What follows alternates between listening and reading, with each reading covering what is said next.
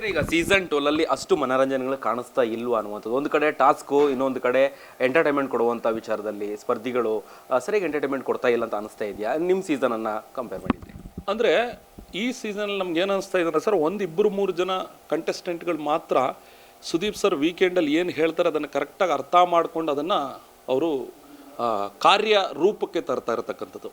ಆಟ ಅಂತಂದರೆ ಸರ್ ನಾವು ಹೋಗೋದು ಕೂತ್ಕೊಳ್ಳೋದಕ್ಕಲ್ಲ ಅಲ್ಲಿ, ಅಥವಾ ಒಂದಷ್ಟು ವಿಚಾರಗಳು ನಡಿಬೇಕಾದ್ರೆ ಅಲ್ಲಿ ಒಂದಷ್ಟು ಸ್ಟ್ಯಾಂಡ್ಗಳನ್ನ ತಗೋಬೇಕು, ಒಂದಷ್ಟು ಮಾತಾಡಬೇಕು. ನಾವು ಯಾವ ಸಂದರ್ಭದಲ್ಲಿ ಏನು ಮಾತಾಡಬೇಕು, ಏನು ಮಾಡಬೇಕು, ಅವು ಏನೂ ಮಾಡ್ದೇನೆ ಅವ್ರು ಯಾರೋ ಮಾತಾಡ್ತಾರೆ ನಾವು ನಿಂತ್ಕೊಂಡು ಹಿಂಗೆ ನೋಡೋದು, ಇನ್ನೇನೋ ಮಾಡೋದು, ಏನೋ ಒಂದಷ್ಟು ಕಾಮಿಡಿ, ಏನೋ ಒಂದು ಜನರಿಗೆ ಒಂದು ಕ್ರಿಯೇಟಿವಿಟಿಯನ್ನು ನಾವು ನಮ್ಮ ಒಂದು ಇದರಲ್ಲಿ ತೋರಿಸ್ತೀನಿ ಅನ್ನೋದ್ಬಿಟ್ಟು ನಮ್ಮ ಹೊರಗಡೆ ಏನೋ ಟ್ಯಾಲೆಂಟ್ ಇರ್ತದೆ. ಈಗ ನೋಡಿ ನನಗೆ ಹಾಡೋಕ್ಕೆ ಬರುತ್ತೆ, ನಾನು ಮಿಮಿಕ್ರಿ ಮಾಡೋದಕ್ಕೆ ಬರುತ್ತೆ, ನಾನು ಬರೀ ಅದನ್ನೇ ಮಾಡ್ಕೊಂಡು ಬಿಗ್ ಬಾಸಲ್ಲಿ ಇರಲಿಲ್ಲ 100 ದಿನ.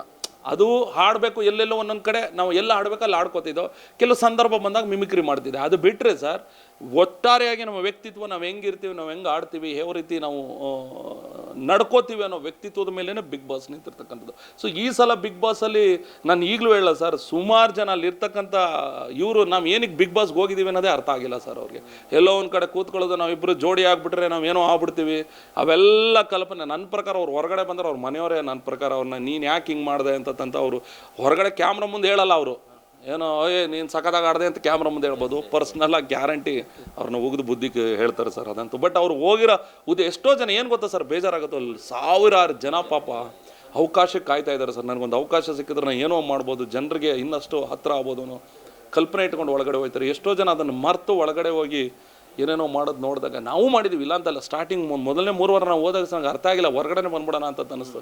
ಆಮೇಲೆ ಗೇಮ್ ಎಲ್ಲ ನಮ್ಗೆ ಅರ್ಥ ಆಡ್ದಾಗೆ ಬಿಡ, ನಾನು ಬಂದಿರೋ ಉದ್ದೇಶ ಇದು, ನಾನು ಏನೋ ಮಾಡಬೇಕು ಅನ್ನೋ ತಲೆಯಲ್ಲಿ ಇಟ್ಕೊಂಡು ನಾವು ಸೀರಿಯಸ್ ಆಗಿ 100 ದಿನದವರೆಗೂ ಇದ್ದು ಬಂದು ಇವತ್ತು ಸಹ ಎಪಿಸೋಡ್, ನೆನ್ನೆನೂ ಎಪಿಸೋಡ್ ನೋಡಿದಾಗ ಅವ್ರು ಅಷ್ಟು ಹೇಳ್ತಾ ಇದ್ರು ಅದನ್ನ ಅರ್ಥ ಮಾಡ್ಕೊಳ್ಳೋದು ಮತ್ತು ಅದನ್ನೇ ಮಾಡ್ತಾರೆ ಅಂತಂದ. ನನ್ನ ಪ್ರಕಾರ 80% ಈ ಬಾರಿ ಸೀಸನಲ್ಲಿ ಯಾರಿಗೂ ಇನ್ನೂ ಗೇಮು ಅರ್ಥ ಆಗಿಲ್ಲ ಸರ್. ಅವರು ವೈಯಕ್ತಿಕವಾಗಿ ಏನೂ ಆಡ್ತಾನೂ ಇಲ್ಲ ಸರ್ ಅವರು.